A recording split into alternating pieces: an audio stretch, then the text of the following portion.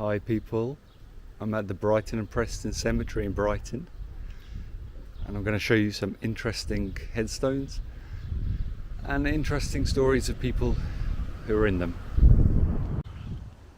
As you can see from the date up here, the cemetery was opened in 1885.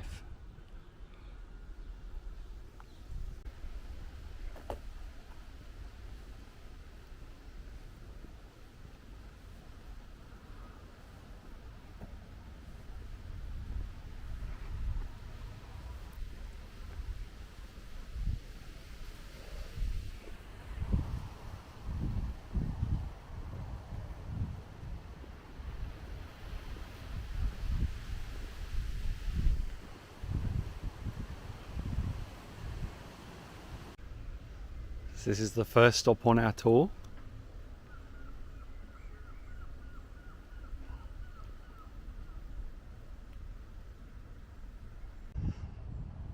This is Henry Abbey, alderman and sometimes mayor of Brighton, departed this life 9th of September 1911. And there's also a picture of him in Brighton Town Hall. This headstone is for the remains of those buried under Union Street Chapel, Brighton, from 1824 to 1851. Were reinterred here in the year 1904. So this is currently the Font in Brighton, which is a bar in town in the South Lanes. So obviously they've taken all the bodies out of there and brought them up here.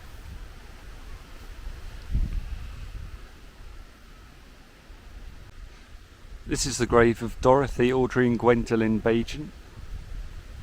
They all died suddenly 11th February 1939 after an RAF pilot was training in the area, and suddenly a lot of fog came in, he couldn't see anywhere, and he crashed into their flat at the top of Freshfield Road, which is quite a high, a tall hill in Brighton. And this grave is Leslie Baigent, who survived his wife and children in the plane crash. Went on to live until September 1992. And his other wife, Ivy Baigent, died 2004.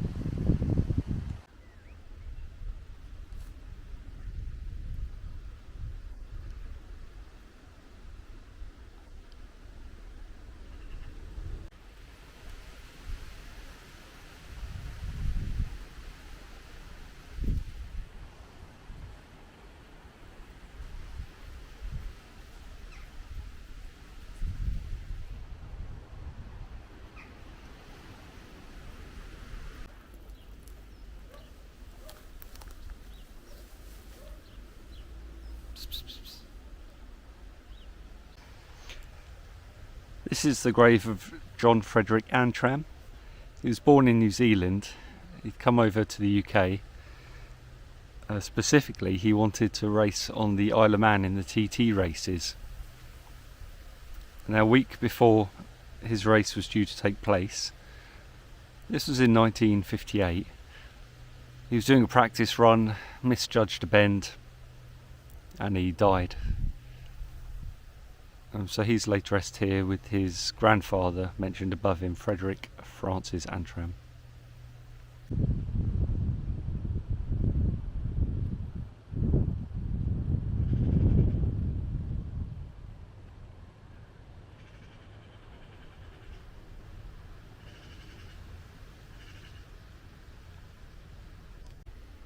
So in this cemetery there's quite a few graves to soldiers in St Dunstans.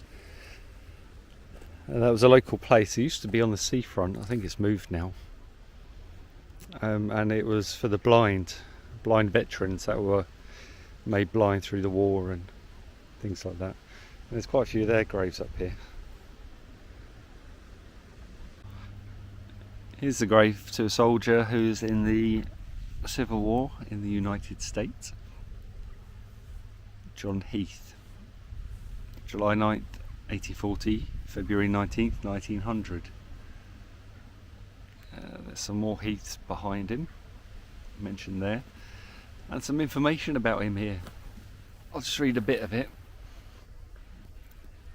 He was born July 9th, 1840 at 3 Tanners Hill, South East London.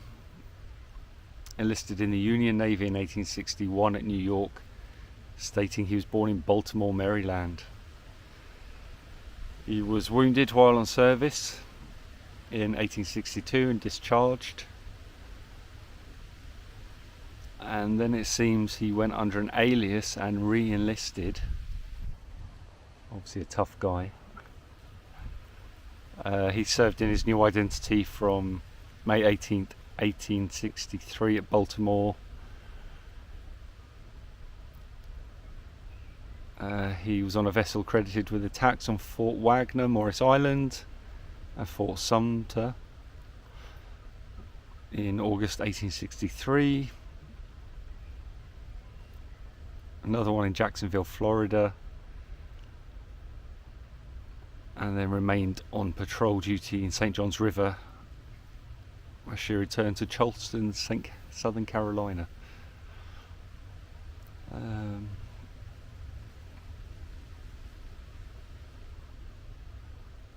So went on another ship, a merchant vessel, then returned to England. So in the obituary in the Worthing Gazette of 1900, he said that he was a former member of Brighton Borough Police Force. He died at 59 years old after a most adventurous career. Served in the American Navy throughout the Civil War, received no fewer than 13 bullet wounds, was pensioned by the government of the United States. After that, he came back to England, applied himself to civil pursuits, becoming a member of Brighton Police. His service in that force lasted 25 years and he retired with a pension in March.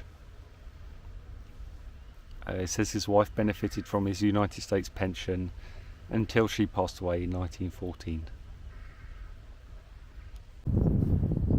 Here we have Brenda De Banzie. She was in films like The Man Who Knew Too Much by Hitchcock, Too Many Crooks and The Pink Panther, which is a classic. Also starred in The Entertainer opposite Laurence Olivier.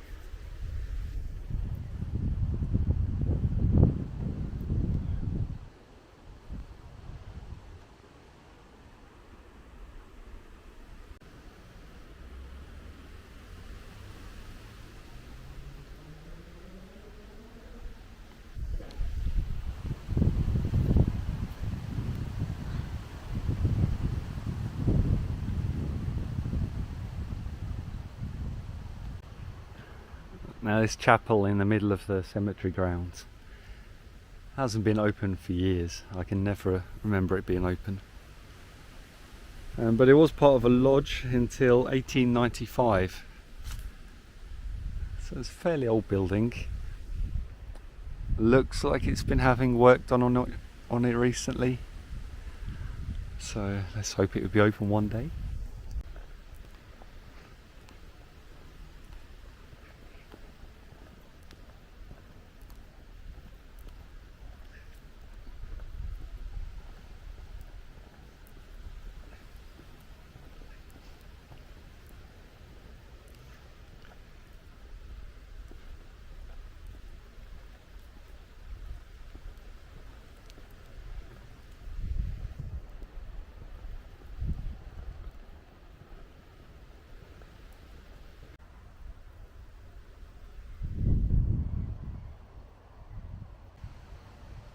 This one's the resting place of William Pertwee, who played Hodges, the air raid warden from Dad's Army.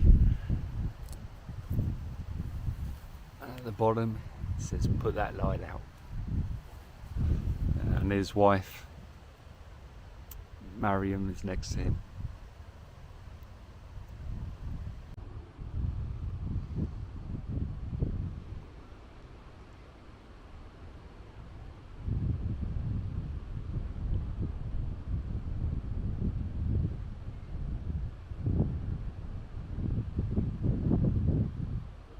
Another grave for someone killed in enemy action.